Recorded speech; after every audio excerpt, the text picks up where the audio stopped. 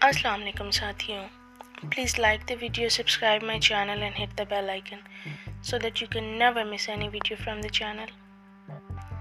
Drama serial फरियाद में बहुत सारी पेचीदगियाँ एक साथ आ रही हैं।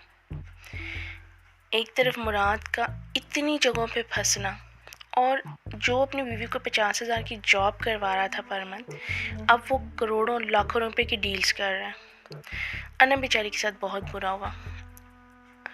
मुराद ने उसको धोखा दिया, उसे सब पता भी चल गया, लेकिन इवन देन वो उसे छोड़ने के लिए तैयार नहीं है। वो चाहती है कि महानूर मुराद को छोड़े और वो ख़ुद सारी ज़िंदगी उसके साथ रहना चाहती है। इस कदर धोखेबाज और झूठे और मकार आदमी के साथ सिर्फ़ और सिर्फ इसलिए क्योंकि वो दूसरी बात तलाक़ नहीं लेना चाहती, क्योंकि दुनिया क्या कहेगी कि ये ख़ुद ठीक नहीं है। मुराद साहब ने तो हद ही कर दी है। हर डील उसकी करोड़ों लाखों में हो रही है। उसने अपनी साली को बेच डाला है 50 लाख में। ये कहाँ होता है? आजकल तो लोग 1 लाख रुपया लगाते हुए 10 दफ़ा सोचते और पूछते हैं।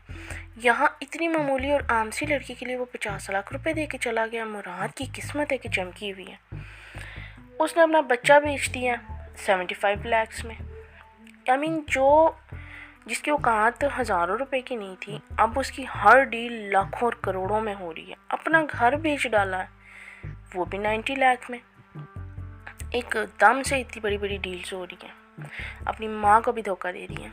खैर, महानूर पे मुझे तरस आ रहा है, और तरस इस कदर आ रहा है कि मुझे गुस्सा आ रहा है। अपने माँ बाप पे जुल्म हो रहा था तब नहीं बोली, समझ आती है। ख़ुद पे हो रहा है तब नहीं बोली, समझ आती है। बहन पे हो रहा है, कज़न पे हो रहा है, ठीक है, समझ आती है। लेकिन अपनी औलाद के लिए भी नहीं बोलना इस बंदी ने। ये क्या है?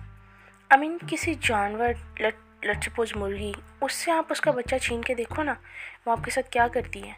लेकिन इससे वो उसका बच्चा लेके चली गई और ये खामोश बैठी हुई है। इसने इवन अपनी माँ, अपने कज़न को भी नहीं बताया, जहाँ पे हारून इस कदर उसको सपोर्ट कर रहा है। मुझे नहीं समझ आ रही कि what is she trying to do. Haseena बच्चे को ले गई है, अब उसका अच्छा खासा ससुराल है, वहाँ जाकर उसको समझ आ रही है कि मेरा ससुराल ठीक ठाक है, मैं क्यों वापस जाऊँ। बच्चे पे कब्ज़ा जमाने के उसमें आ गई है। हो सकता है कि आने वाले टाइम में वो कहें कि मैंने वापस ही नहीं आना और बच्चा मैंने ले लिया, और किसी तरह अपने ससुराल वालों से पैसे ले के बना के और भाई को थमा दे। मेरा तो दिल कर रहा है बंदा झंझोड़ के महानूर को बोले, बहन उठ जा, बस कर दे, बस कर दे। अगर अपनी औलाद के लिए भी नहीं बोलना तो फिर कब बोलना है? क्या फ़ायदा है इस ज़िंदगी का? एटलीस्ट अपनी औलाद के हक़ में तो बोलो ना। तुम्हारे पास इतनी अच्छी ऑप्शन है हारून की सूरत में, तुम उसकी हेल्प लो और निकलो इस गंद में से, लेकिन नहीं। अच्छा, मुराद आगे जाके बहुत बुरी तरह फंसने वाला। एक तरफ तो सेठ के हाथों, सेठ उसको घर आके उसकी बीवी से मिलके चला गया और उसकी माँ ने इस बात को छुपा दिया, क्योंकि अगर ये बात मुराद को पता चलेगी तो वो हसीना को कहेगा फटाफट बच्चा लेके और मैं सेठ के हवाले करके आऊँ। और उसकी माँ नहीं चाहती कि हसीना का बना बनाया काम बिगड़े। जबकि दूसरी तरफ वो जो लड़की उसने अपनी साली बेच दी है, वहाँ पे भी वो फंसने वाला है। और जो उसने उधार 4 करोड़ की रकम ली हुई है ज़मीनें रखवा के, वहाँ तो वो फंसा ही फंसा हुआ। अब एक और डील करेगा ये आगे जाके, और वो डील होगी हारून के साथ। अब पता नहीं कि ये डील वो कितने में करता है। दूसरी तरफ उसकी माँ को पता चल जाना है कि भाई मेरा तो घर ही बिक गया।